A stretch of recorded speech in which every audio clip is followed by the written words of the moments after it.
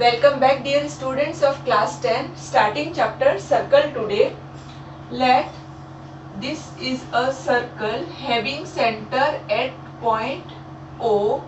So O is called center of the circle and this rounded part is called circumference.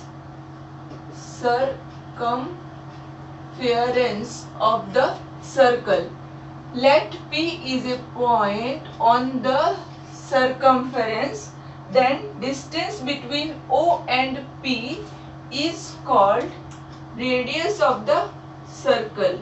Radius is fixed distance from the center to the circumference. It is constant for a circle.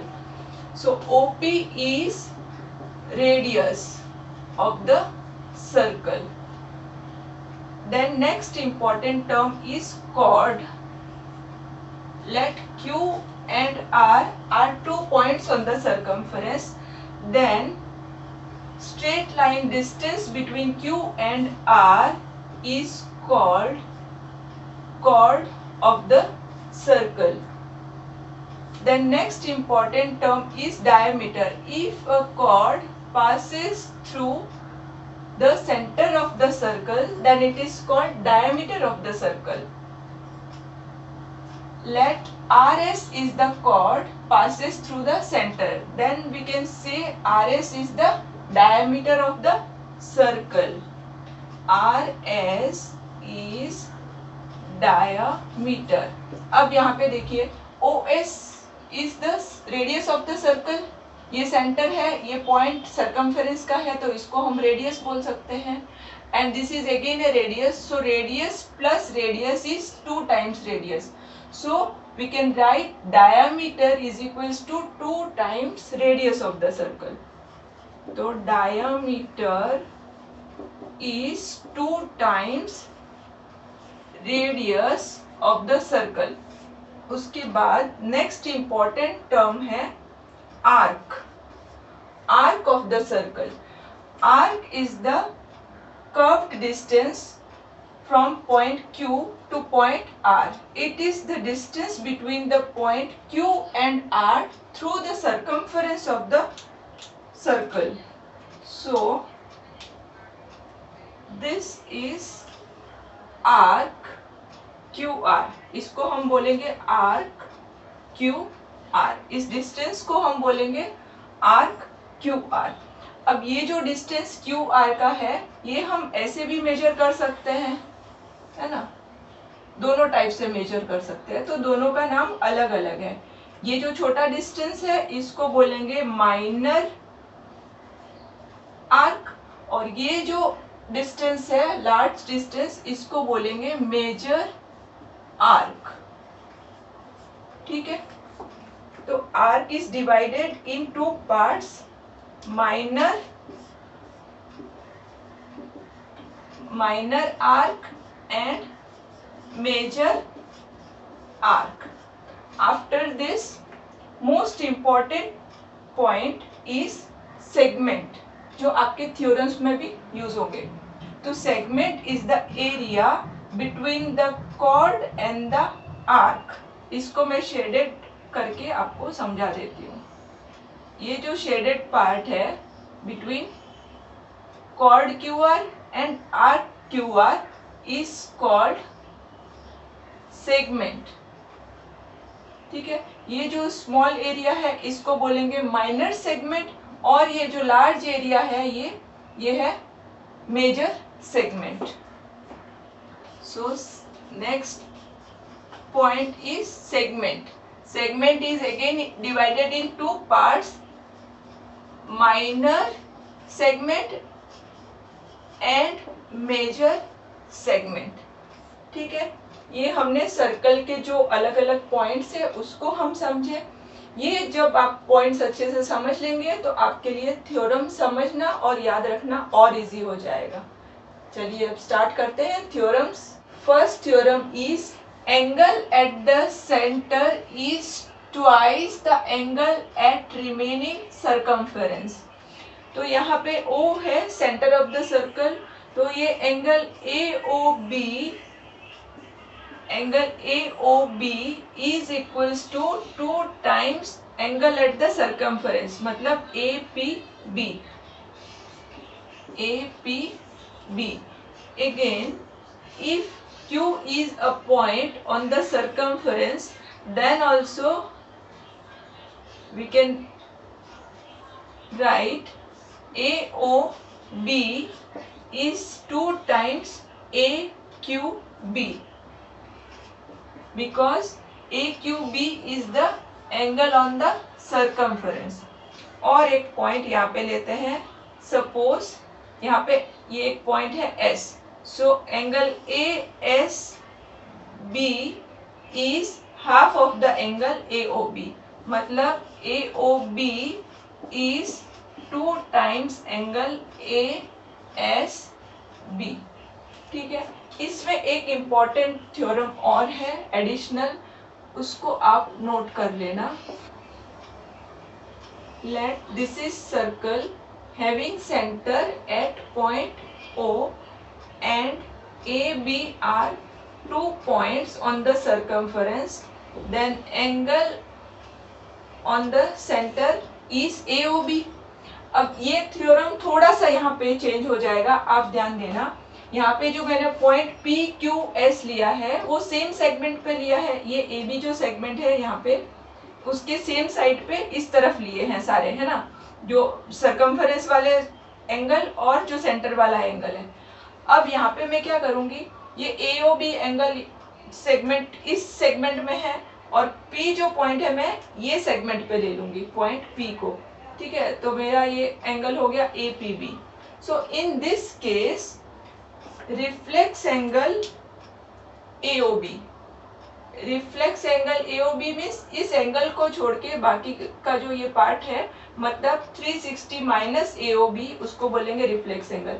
जैसे कि suppose ये है 40 degree, तो reflex angle क्या होगा 360 degree minus 40 degree, क्योंकि angle at a point is 360 degree, तो 360 से ये 40 माइनस कर देंगे तो ये आंसर आ जाएगा रिफ्लेक्स एंगल का 320 degree.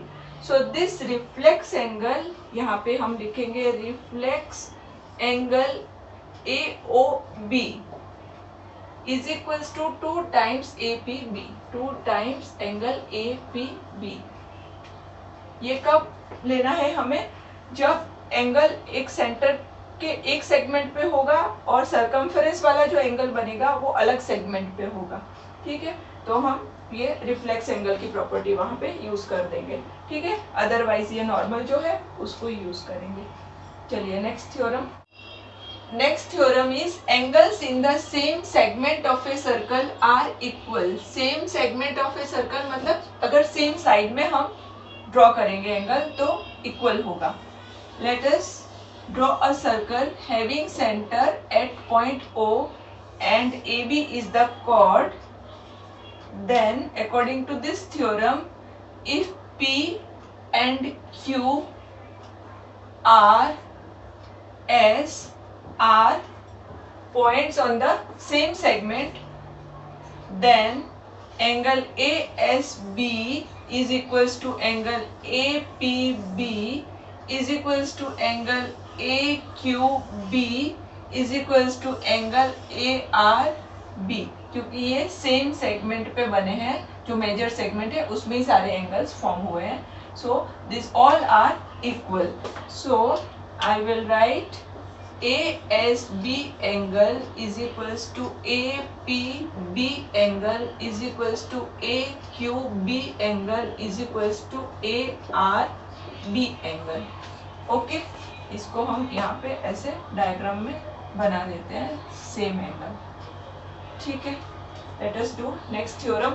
Next important theorem is the angle in a semicircle is right angle. Semicircle means half circle, right angle means 90 degree.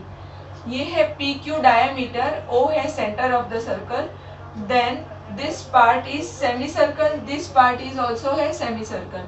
तो सेमी सर्कल पे अगर एंगल बनेगा तो वो होगा 90 डिग्री. अब ये जो पॉइंट है, हम कोई भी एक पॉइंट सरकमफेरेंस का ले सकते हैं. ए पॉइंट लिया मैंने, तो PAQ होगा 90 डिग्री. ये पॉइंट मैंने सरकमफेरेंस पे लिया तो PBQ होगा 90 degree. Let us take point C on the circumference, तो PCQ होगा 90 डिग्री। सपोज मैंने पॉइंट यहाँ पे लिया D सर्कम्फरेंस पे, तो PDQ will be 90 degree. Suppose मैंने यहाँ पे एक पॉइंट लिया R, तो मेरा PRQ होगा 90 डिग्री। तो जैसे ही आप सब में देखो कि डायामीटर बना है और एंगल बना है, तो आप तुरंत ये समझ लो कि 90 डिग्री हमें यूज करना है यहाँ पे। ठीक है, बहुत इजी है लेकिन बहुत इंपॉर्टेंट है। Very important theorem, the opposite angles of cyclic quadrilateral is supplementary means 180 degree. सबसे पहले साइक्लिक क्वाड्रिलेटरल हम समझ लेते हैं। देखिए, साइक्लिक क्वाड्रिलेटरल मतलब जिसके वर्टेक्स सर्कम्फरेंस पे होंगे, जैसे कि ABCD साइक्लिक क्वाड्रिलेटरल है बिकॉज ABCD जो वर्टेक्स है वो सर्कम्फरेंस पे है। ABCD चारों कॉर्नर जो है वो सर्कम्फरेंस पे है। In this diagram also ABCD ये चारों वर्टेक्स सर्कम्फरेंस पे है। ठीक है, तो इसको हम बोलेंगे साइक्लिक क्वाड्रिलेटरल। फिर है opposite angles are supplementary. Opposite angle मतलब एंगल A का ऑपोजिट एंगल है C, तो A प्लस C हो जाएगा सप्लीमेंट्री मतलब 180 डिग्री। फिर B का ऑपोजिट है D, तो B प्लस D एंगल होगा 180 degree. Same here A plus C will be 180 degree and angle B plus angle D will be 180 degree. Okay, अब last theorem है वो हम समझ लेते हैं। The exterior angle of a cyclic quadrilateral is equal to interior opposite angle. Here ABCD is cyclic quadrilateral. If we will extend BC to the point E, then angle BCE, this angle is called exterior angle. This exterior angle is equal to interior opposite angle. मतलब ये exterior angle का interior opposite angle है A, तो हमें मिलेगा BCE angle is equals to angle DAB angle। ठीक है, ये यहाँ पे लिखा। और हम इसको भी एक्सटेंड कर सकते हैं। सपोज F तक मैंने एक्सटेंड किया, ठीक है, AD को, तो यहाँ पे मुझे मिला exterior angle. This exterior angle is equal to this interior opposite angle. तो ये दोनों एंगल इक्वल होगा। कौन सा angle? Exterior angle CDF। CDF is equals to angle ABC। और हम कर सकते हैं इसको, सपोज BA को मैंने P तक एक्सटेंड किया।